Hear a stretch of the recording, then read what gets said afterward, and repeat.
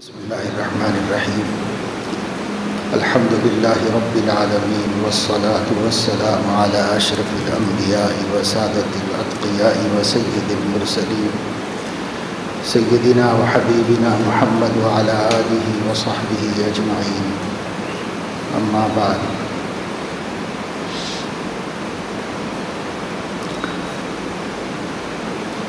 قال اللہ تبارک وتعالی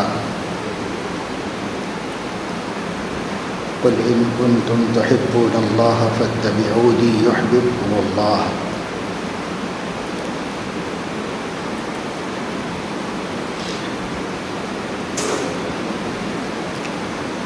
اللہ تعالیٰ سے محبت کرنا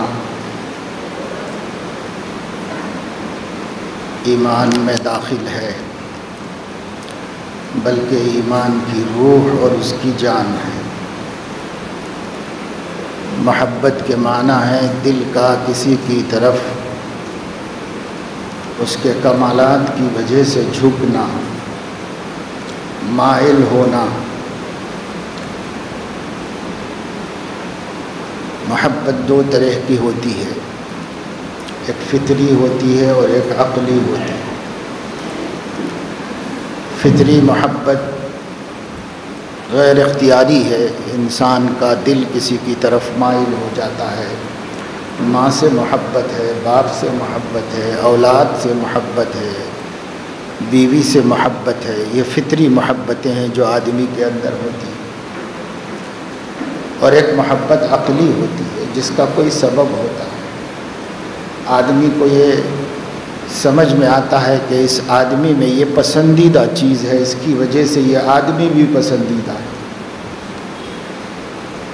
ظاہری طور پر جیسے کسی میں حسن و جمال ہو تو حسن جمال آدمی کا مرغوب ہے، اب وہ کسی شخص کے اندر پایا جاتا ہے تو دل یہ کہتا ہے، عقل یہ کہتی ہے کہ یہ اس شخص کے پاس ہماری محبوب چیز ہے، لہذا یہ شخص محبوب ہے۔ احسان، انعام عقل کے نزدیک اچھی چیز ہے۔ جب کسی شخص میں یہ چیز پائی جاتی ہے تو عقل کہتی ہے کہ یہ شخص ہماری محبوب صفت کو رکھتا ہے، لہذا اس سے محبت کرنا چاہیے۔ یہ شخص بھی ہمارے لیے محبوب ہو جاتا ہے تو یا عقل کے فیصلے سے محبت ہوتی ہے یا دل کی مجبوری سے محبت ہوتی ہے۔ دونوں محبتیں بندے کو اللہ تعالیٰ کے ساتھ ہونی چاہیے۔ فطری طور پر تو یہ رشتہ ہے کہ وہ ہمارے خالق ہیں اور ہم اس کے مخلوق ہیں، وہ ہمارے مالک ہیں، ہم اس کے مملوک ہیں، وہ ہمارے حاکم ہیں، ہم اس کے محکوم ہیں۔ فطرتاً اس سے محبت ہونی چاہیے جس نے ہمیں پیدا کیا ہے، جس نے ہمیں سب کچھ عطا کیا ہے۔ اور عقلاً بھی محبت ہونی چاہیے کہ جب ایک ہستی کل کائنات کی مالک ہے اور اس نے ہمیں ہر نعمت سے نوازا ہے، وہ اکرام کرتا ہے، احسان کرتا ہے، اپنی شان میں ہونے والی لغزشوں کو، کوتاہیوں کو، غلطیوں کو درگزر کرتا ہے، معاف فرماتا ہے، تو اس سے عقل بھی کہتی ہے کہ محبت کرنا چاہیے۔ اور یہ بات بدیہی ہے ساری دنیا کے عقل مندوں کے نزدیک کہ اپنے خالق مالک سے محبت کی جائے، اللہ تعالیٰ سے محبت کرنا چاہیے۔ یہ محبت اگر آدمی ماحول میں ہو جہاں اللہ کا ذکر ہو، اللہ کا چرچا ہو، اللہ کی بڑائی اور کبریائی کے تذکرے ہوں تو خود بخود بھی پیدا ہو جاتی ہے۔ نہیں تو کم از کم آدمی کو اپنی عقل سے اللہ تعالیٰ کے کمالات، اس کی صفات اور اس کی بلند شان کے بارے میں کہہ سن کر عقل سے محبت پیدا کرنا چاہیے۔ اور اگر آدمی کرے تو ہوتی ہے پیدا اللہ تعالیٰ سے، جیسے دنیا میں دوسروں سے ہوتی ہے۔ انسان، بہت سے ایسے لوگ ہیں جن کا کوئی حسن و جمال نہیں ہے، شکل و شباہت نہیں ہے، ایسے ہی بھونڈے بد شکل آدمی ہے، لیکن ان کے اندر مثال کے طور پر سخاوت ہے۔ اس سخاوت کی وجہ سے اس سے محبت ہو جاتی ہے۔ ضروری نہیں ہے کہ ہر محبوب حسین جمیل ہی ہو، کہ سخاوت کی وجہ سے محبت ہو جاتی ہے کہ صاحب یہ عقل کے نزدیک بہت اچھی صفت ہے۔ جو آدمی سخی ہو اور ہمدرد ہو، غم گسار ہو، اس سے محبت ہوتی ہے۔ اس کی شکل کو نہیں دیکھا جاتا کہ وہ کیسا ہے، لیکن اس سے محبت ہو جاتی ہے۔ اسی طرح کبھی آدمی کے اندر کوئی اچھی صفات تو نہیں ہے، لیکن دیکھنے میں حسین خوبصورت ہے، تو اس سے بھی ہو جاتی ہے محبت کسی کو۔ کبھی آدمی علم کے اعتبار سے کسی مرتبے پر ہوتا ہے، بہت قابل انسان ہوتا ہے، دینی علم کے اعتبار سے یا دنیاوی علم کے اعتبار سے، کسی بھی علم کے اعتبار سے علوم بہت سے ہیں۔ اگر آدمی میں کوئی کمال ہے، اس کمال کی وجہ سے محبت پیدا ہو جاتی ہے۔ اسی طریقے سے ہنر سے محبت پیدا ہوتی ہے۔ تو کچھ سبب ہوتے ہیں جو آدمی کے دل کو کھینچ لیتے ہیں۔ ہمارا دل خود بخود مائل ہو جاتا ہے، جھک جاتا ہے اس کی طرف۔ ایسے سب اسباب جو کسی کو کسی کی طرف میلان اور محبت کا سبب بنتے ہیں، اللہ تعالیٰ کی ذات عالی میں موجود ہے۔ اللہ کی ذات کا جمال تو کوئی دیکھ نہیں پاتا، دیکھا بھی نہیں ہے، دیکھے گا جب ایمان کی سلامتی کے ساتھ اس دنیا سے جائے گا تو انشاءاللہ وہ جمال بھی دیکھے گا۔ لیکن اس جمال کی جھلکیاں کائنات میں پھیلی ہوئی ہیں، اسے سب آنکھیں دیکھ رہی ہیں۔ باقاعدہ دنیا میں جو علم ہے، علوم ہیں، ان علوم میں جو نالج کی شکلیں ہیں بہت سی، ان میں ایک جمالیات بھی ہے۔ جمالیات یعنی کائنات کی ہر چیز میں جو حسن ہے، اس حسن کا موضوع، اس پر گفتگو ہوتی ہے، اس پر باقاعدہ کتابیں ہیں، اس کے اوپر باقاعدہ ماہرین نے کلام کیا ہے۔ اس کو اردو زبان میں جمالیات کہتے ہیں۔ وہ جمالیات کس کا جمال ہے؟ کسی مخلوق نے تو نہیں بنایا کائنات کو، کسی مخلوق نے تو کھیتوں کو نہیں سنوارا، کسی دنیا کی بڑی سے بڑی کمپنی نے درختوں کو خوبصورتی نہیں دی، کسی نے پھول کو خوبصورتی نہیں دی، کسی نے انسان کو شکل نہیں دی۔ المصور تو کائنات میں صرف اللہ ہے۔ وہی تصویر بناتا ہے، وہی شکلیں ترتیب دیتا ہے، وہی خوبصورتیاں تیار کرتا ہے۔ اور فی ای صورت ما شاء رکبک، ہر انسان کو جیسے اس نے چاہا ایک صورت عطا فرما دی۔ ہر انسان کو ایک صورت۔ لوگ کہتے ہیں، ابھی آپ کے سامنے بہت سی چیزیں آتی ہیں آج کے زمانے کے اندر، سیکورٹی اور آج کے زمانے میں تحفظات وغیرہ کے مسائل ہیں۔ ان مسائل کے اندر کہا جاتا ہے کہ صاحب آپ کے انگوٹھے کے اوپر جو لکیریں بنی ہوئی ہیں، کسی انسان کی کسی انسان کے ساتھ میچ نہیں ہو سکتی، کسی کے ساتھ جوڑ نہیں کھا سکتی۔ دنیا میں کتنے انسان ہیں اور ان انسانوں کے اتنے انگوٹھے ہیں، لیکن کسی کا کسی کے ساتھ میل نہیں کھا سکتا۔ سائنس اس بات کو ثابت کر کے اسے ثبوتوں میں شامل کر لی، کیونکہ کوئی آدمی اور کوئی ثبوت نہیں پیش کر سکتا تو اس کا ٹھمپ لگاؤ، اسی کو ثبوت بناؤ، کیونکہ وہ میل نہیں کھاتا کسی سے۔ اب اس کے بعد اور ٹیکنالوجی نے ترقی کی تو آنکھ کی بات آئی کہ سب ہر انسان کے دیدے کی بناوٹ کو کسی دوسرے کے ساتھ جوڑ نہیں سکتے، آپ کوئی بھی نہیں جوڑ سکتا۔ اسے آپ اپنا لاک بنا لیتے ہیں اپنے فون میں، آپ ہی کی آنکھ دیکھے گی تو وہ کھولے گا، اور کسی اور کی آنکھ دیکھے گی تو کتنی خوبصورت کیوں نہ ہو وہ نہیں کھولے گا اس کو، کیونکہ ایک کی دوسرے کے ساتھ مشابہت نہیں ہے۔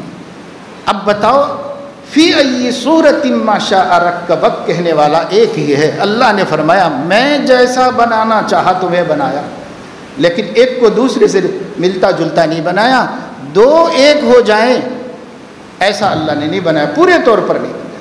ہاں کچھ شباہت ہو سکتی ہے، کچھ ایک دوسرے سے دھوکہ ہو سکتا ہے، صورت دیکھ کے کہ آپ فلاں صاحب ہیں فلاں ہیں، ایسے ہو سکتا ہے، لیکن 100% اس کی ترکیب جسمانی ایک جیسی ہو یہ ممکن نہیں۔ آج تک سائنس بھی اس کو ناممکن کہتی ہے۔ کون بنا رہا ہے؟ بنتے چلے جا رہے ہیں انسان، جو گزر گئے ان کے بھی نہیں ملیں گے، اور جو موجود ہیں ان کے بھی آپس میں نہیں ملیں گے، اور جو آئندہ پیدا ہونے والے ہیں ان کے بھی نہیں ملیں گے۔ ایک شخص، ایک ہستی ہے جو بنا رہا ہے۔ کتنا بڑا جو ہے آرٹسٹ ہوگا، کتنے نقشے بنائے گا، ہار جائے گا، اس کے بعد کہے گا کہ صاحب اب تو مشابہت ہو جائے گی کسی نہ کسی سے۔ لوگ اتنے ڈیزائن دیے ہیں، اب اس کے بعد پرانے نکال کے دے رہے ہیں سب، مکان کا پرانا ڈیزائن، مکان کے گھر کے پرانے ڈیزائن، باغات کے پرانے ڈیزائن، اب پرانے نکال رہے ہیں کیونکہ نئوں کی کیپیسٹی ختم ہو گئی، تو پرانے نکال کے بنا رہے ہیں، کیونکہ محدود ہے سب کی عقل، سب کا علم، سب کی قدرت، سب کی شان محدود ہے۔ لامحدود اگر ہے تو اللہ کی ذات کی، تو کسی کمال کے حوالے سے دیکھیے تو سارے کمالات کا جامع وہی ہے، سارے جمالات کا جامع وہی ہے، اور ساری قدرتوں کا جامع وہی ہے، ساری قوتوں کا مالک وہی ہے۔ تو جتنی چیزوں سے کسی کی طرف دل جھکتا ہے اور عقل غلام بنتی ہے، وہ سب کی سب اعلیٰ درجے کی کسی میں ہے تو اللہ کی ذات میں ہے۔ تو کائنات کا سب سے بڑا محبوب کون ہوگا؟ سورج کا سب سے بڑا محبوب اللہ ہے، چاند کا اللہ ہے، ستاروں کا اللہ ہے، فرشتوں کا اللہ ہے، چھوٹی سی چھوٹی مخلوق کا محبوب بھی اللہ ہے، بڑی سے بڑی مخلوق کا محبوب بھی اللہ ہے۔ اب ایک انسان ہے تو اس کا حال یہ ہے کہ وہ اللہ کو چھوڑ کر غیر اللہ سے محبت کر رہا ہے۔ کل کائنات نے جسے محبوب بنایا تھا اس کو نہیں پسند ہے، یہ اب اللہ کے غیر کو ڈھونڈ رہا ہے، اللہ کے غیر کے پیچھے پڑا ہوا ہے، اللہ کے غیر کو تلاش کر رہا ہے۔ قدرت غیر اللہ کی مانتا ہے، قوت غیر اللہ کی مانتا ہے، علم غیر اللہ کا مانتا ہے، جمال غیر اللہ کا مانتا ہے، کمال غیر اللہ کا مانتا ہے۔ اللہ کے کمال کو نہ کبھی سوچا، نہ غور کیا، نہ دیکھا، نہ اللہ کے جمال کو، نہ اللہ کی علم کو، نہ اللہ کی قدرت کو، نہ اللہ کے ارادے کو، نہ اللہ کے کلام کو، کسی چیز کا بھی چرچا ہمارے سامنے نہیں ہوا۔ پیدا ہو گئے، بڑے ہو گئے، ہم اچھی اچھی عمروں کو پہنچ گئے، لیکن ہمارے سامنے اللہ کے کمالات کا ذکر نہیں ہوا۔ اسکول میں گئے تھے تو اسکول میں غیر اللہ کی کمالات ہی کا تذکرہ تھا، غیر اللہ کے کمالات، میتھس میں غیر اللہ کا ذکر، سائنس میں غیر اللہ کا ذکر، جغرافیہ میں غیر اللہ کا ذکر، ہر جگہ غیر اللہ کا ذکر تھا۔ اور اللہ کا ذکر قرآن میں تھا تو آپ نے کبھی پڑھا نہ پڑھایا اس میں۔ پہلی کتاب ملی اسکول میں جو سلیبس کرسچن مشنری کا تھا یا انڈین گورنمنٹ کا تھا۔ پہلا سبق ملا غیر اللہ کی طاقت کا۔ ہوا اتنی پاورفل ہے، پانی کے سیلاب میں اس کے دھارے میں اتنی طاقت ہے، اور فلاں چیز میں اتنی طاقت ہے، اور فلاں چیز میں اتنی طاقت ہے،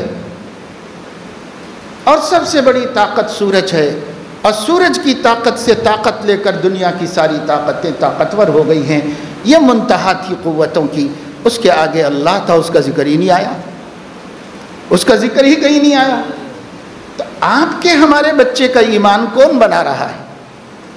چیزوں پر ایمان بن رہا ہے، غیر اللہ کی قدرتوں پر ایمان بن رہا ہے، غیر اللہ کے جمال پہ، خوبصورتی پر ایمان بن رہا ہے، غیر اللہ کے کمال پہ، غیر اللہ کی قدرت پہ، غیر اللہ کے علم پر، غیر اللہ کے ارادے پر، غیر اللہ کی ٹیکنالوجی پر، مصنوعات پر، مخلوقات پر کیا ایمان بنا ہوا ہے کہ اگر اس کو کوئی جھٹلانا چاہے تو نہیں جھٹلا سکتا۔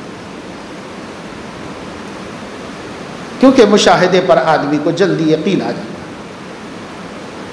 لیکن بہت سی قوتیں وہ ہیں جو ہمارے مشاہدے میں نہیں آئی، ہم نے صرف سائنس میں پڑھی ہیں، لیکن ہم پوری قوت سے بول رہے ہیں کہ ایسا ہی ہوتا ہے۔ جی جی بالکل نہیں، آپ کی بات غلط ہے، ایسا ہوتا ہے، میں پڑھا ہوں کتاب میں، حالانکہ دیکھا بھی نہیں، مشاہدہ بھی نہیں کیا، مگر پڑھا ہوا ہے۔ کچھ سائنسدانوں نے مل کر کہا ہے تو اتنا یقین، اور انبیاء نے کہا ہے تو کچھ بھی یقین نہیں آیا۔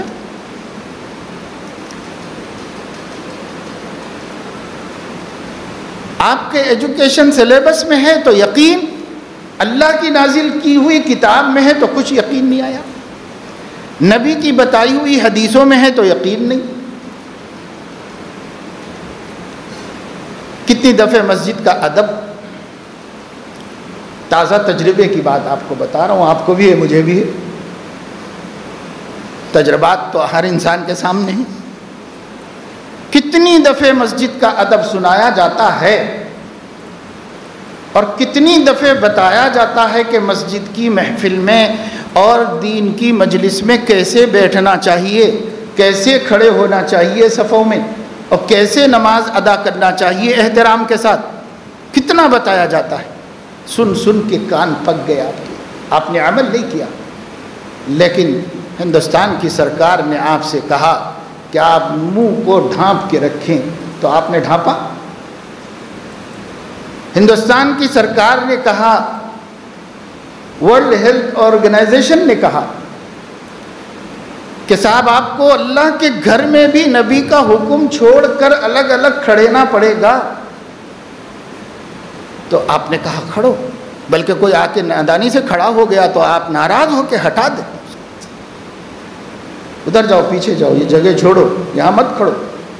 اوہو، کیا پابندی اللہ نے دیکھی ہے، ورلڈ ہیلتھ آرگنائزیشن کے احکام کی پابندی، مودی کے احکام کی پابندی، ہندوستان کی حکومت کی پابندی، ریاستی حکومتوں کی پابندی۔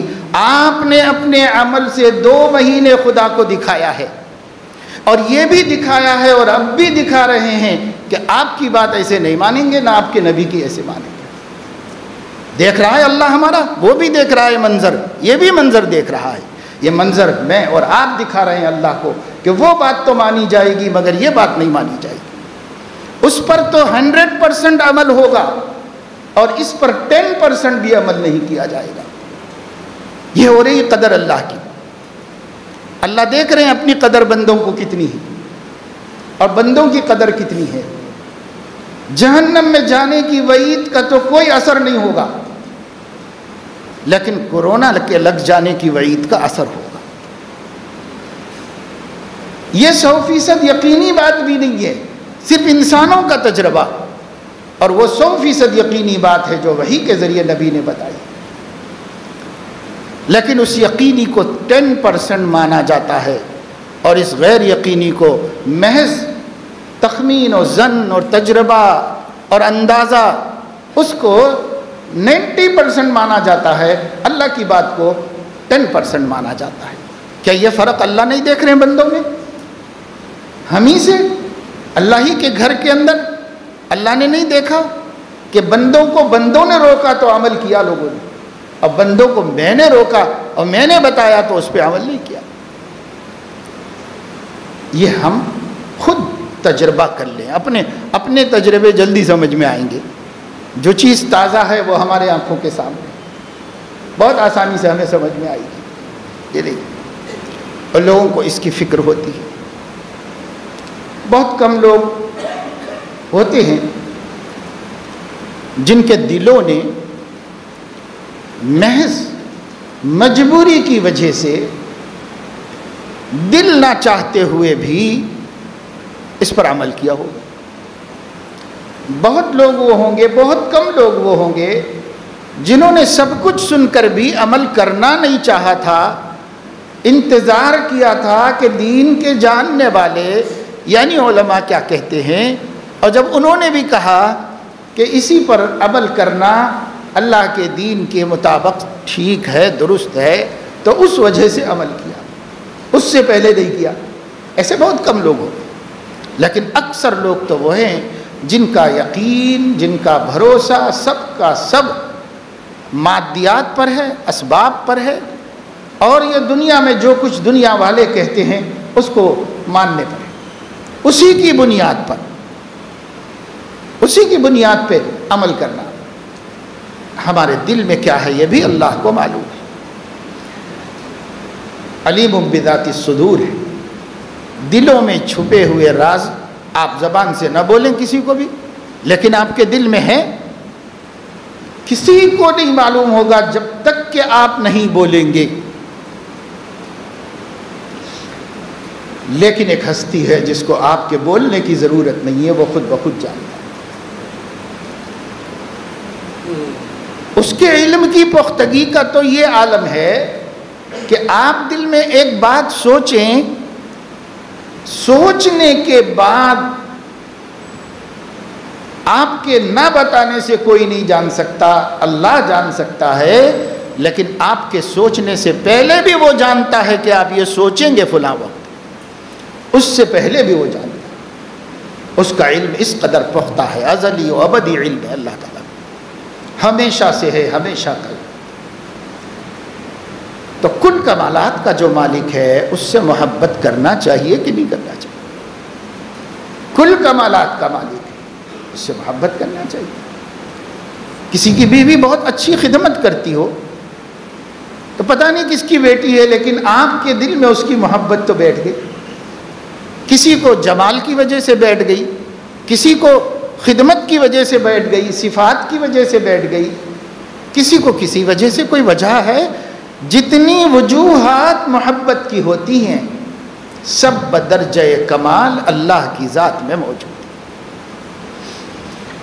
اور خود محبت کرنے کے اعتبار سے بھی اللہ محبت کے قابل ہے کہ کائنات میں آپ کو کوئی اتنا چاہنے والا نہیں ہے جتنا اللہ آپ کو چاہنے والا ہے۔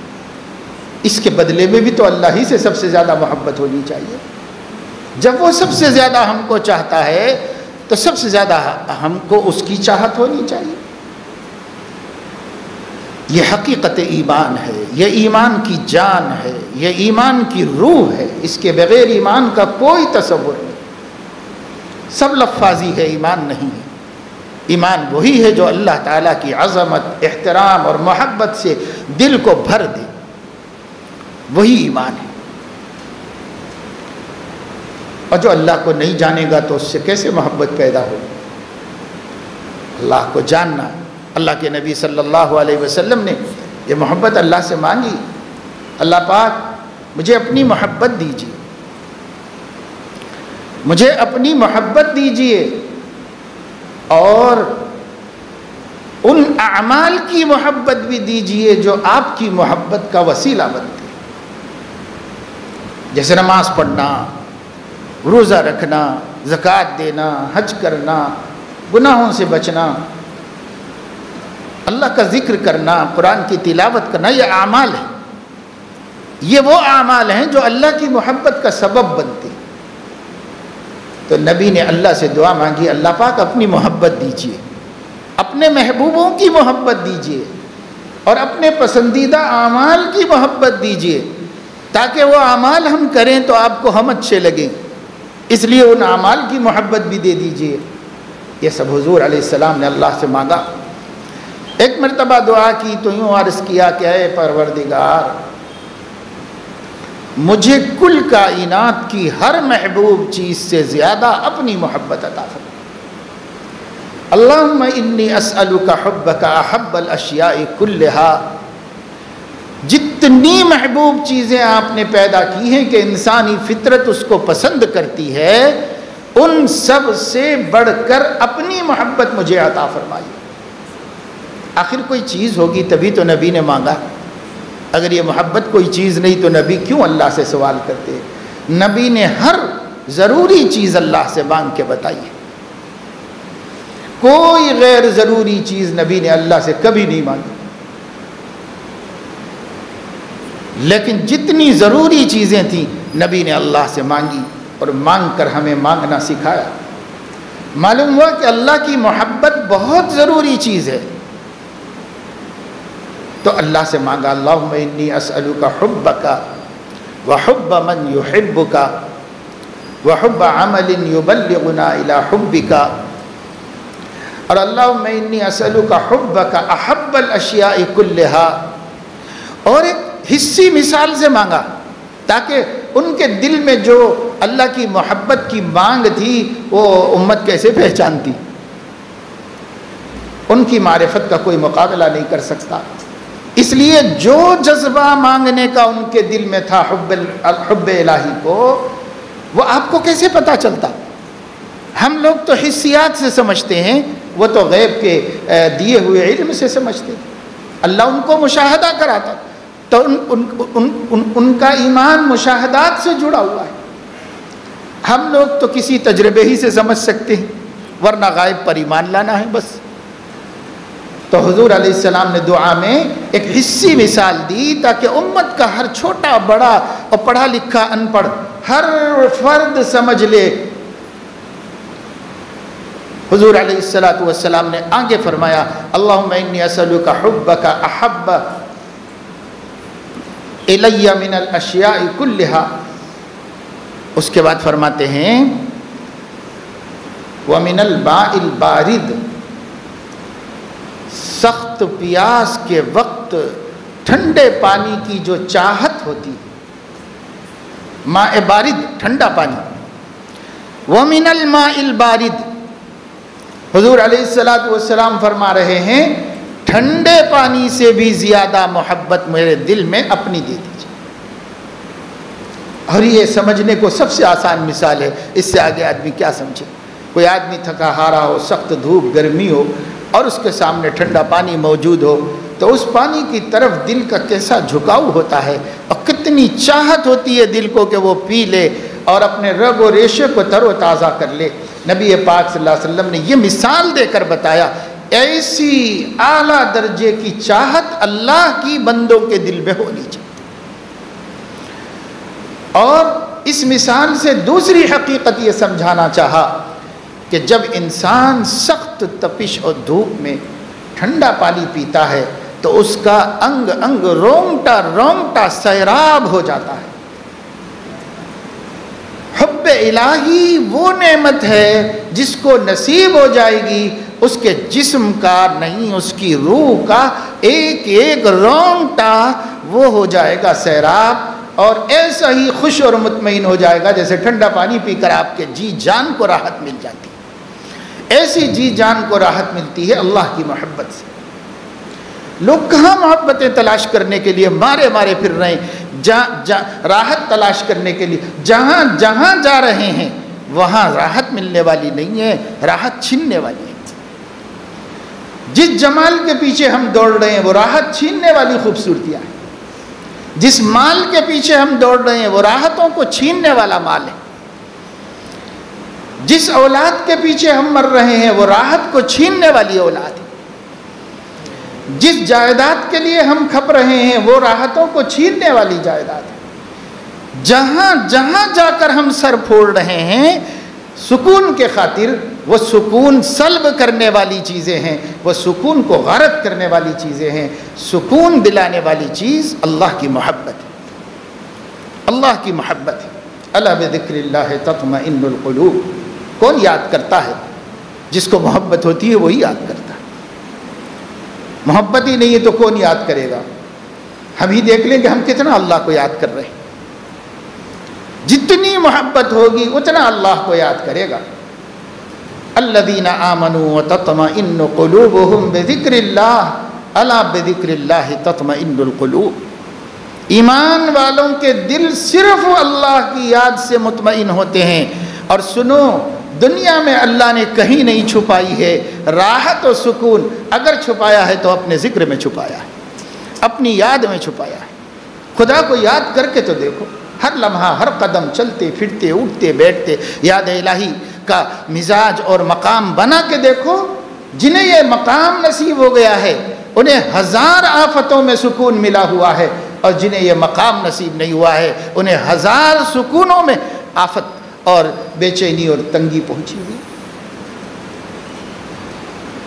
قرآن مجید میں فرمایا وَمَنْ يَعْشُ عَنْ ذِكْرِ الرَّحْمَنِ نُقَيِّضْ لَهُ شَيْطَانًا فَهُوَ لَهُ قَرِينٌ، جو رحمان کی یاد سے غافل ہوگا ایک شیطان مسلط کیا جائے گا جو ہٹے گا نہیں، چمٹا ہوا رہے گا اس کے ساتھ۔ وَمَنْ أَعْرَضَ عَنْ ذِكْرِي فَإِنَّ لَهُ مَعِيشَةً ضَنْكًا، جو میری یاد سے غافل ہوگا اس کی زندگی کو تلخ کر کے رکھ دوں گا۔ ڈھونڈو جا کے کہاں کہاں ڈھونڈ سکتے ہو، پوری کائنات میں ڈھونڈ کے لے کے آؤ، امریکہ جاؤ، کینیڈا جاؤ، آسٹریلیا جاؤ، یورپ جاؤ، عرب جاؤ، چائنا جاؤ، کہیں جاؤ، پوری دنیا کے چپے چپے میں جاؤ، ساتوں آسمانوں کی اوپر جاؤ اور ساتوں زمینوں کی خاک چھانو، نہیں رکھا ہے سکون، نہیں ملے گا، نہیں ملے گا، نہیں ملے گا۔ اگر ملے گا تو یاد الہی میں ملے گا، اور یاد الہی ملے گی جب اس کی محبت ہوگی، جب اس کی محبت نہیں ہوگی تو کیا؟ کہنے والے نے اللہ کے نبی کی اسی دعا کو اردو زبان میں اس طرح کہا ہے، کوئی تجھ سے کچھ، کوئی کچھ چاہتا ہے، الہی میں تجھ سے طلبگار تیرا، پیاسا چاہے جیسے آب سرد کو، آب سرد ٹھنڈے پانی کو کہتے، پیاسا چاہے جیسے آب سرد کو، تیری چاہت اس سے بھی بڑھ کر مجھ کو ہو۔ یہ مانگا مانگنے والوں نے، جو نبی نے مانگا وہی اللہ کے ولیوں نے، اللہ کے نیک بندوں نے مانگا۔ اللہ پاک ہمیں سمجھ دے، اللہ ہمیں اس کا شعور نصیب فرمائے، اس کی معرفت عطا فرمائے، اور اللہ پاک ہمیں اب ان دنوں خاص طور سے اپنی نسلوں کو، اپنے بچوں کو، اپنی بچیوں کو، اپنے عورتوں کو حب الہی کا سبق دینے کی توفیق عطا فرمائے۔ سکھاؤ، جس طریقے سے سکھا سکتے ہو، اللہ کی چاہت سب سے بڑھ جائے، اللہ کی چاہت سب سے بڑھ جائے، اور اللہ کے بعد اللہ کے نبی کی چاہت سب سے بڑھ جائے۔ یہ سکھانے کے جو جتن آپ کر سکتے ہو اور جو شکلیں بنا سکتے ہو بناؤ۔ میرے گھر کا ایک ایک فرد اللہ کا عاشق ہو اور نبی کا چاہنے والا ہو، ایک ایک فرد کا دل بھرا ہوا ہو ان کی محبتوں سے، اور سب کی محبت اس کے نیچے ہو جائے اور ان کی محبت سب سے اوپر ہو جائے۔ یہی طاقت بچائے گی آنے والی ارتداد کے سیلاب سے، اور اگر یہ طاقت نہیں ہے تو آپ کی کوئی طاقت آنے والے سیلابوں سے نہیں بچا سکے گی۔ اب سیلاب پانی کا نہیں آنے والا ہے، اب آندھی ہواؤں کی نہیں آنے والی ہے، اب جو سیلاب آنے والا ہے وہ ارتداد اور عقیدوں کی خرابی کا آنے والا ہے، اور اب جو آندھی آنے والی ہے وہ ایمان و توحید کو چھین کر کفر و شرک میں مبتلا کرنے کی آندھی آنے والی ہے۔ اب امت کو اس آندھی اور اس سیلاب کے لیے تیار ہونا ہے، اور وہ نہ جمال سے مقابلہ ہوگا، نہ مال و منال سے مقابلہ ہوگا، نہ دولت سے، نہ جائیداد سے، نہ جاگیر سے، نہ حکومت سے، نہ اقتدار سے، کسی طاقت سے نہیں روک سکو گے۔ اگر اپنے گھر کا دروازہ بند رکھ سکو گے تو اللہ کی محبت اور نبی کی محبت کے ذریعے روک سکو گے۔ وہ ہے تو سب ہے، وہ نہیں ہے تو پھر اللہ بچائے کہ ہم کہاں پہنچنے والے ہیں۔ آمین وآخر دعوانا الحمد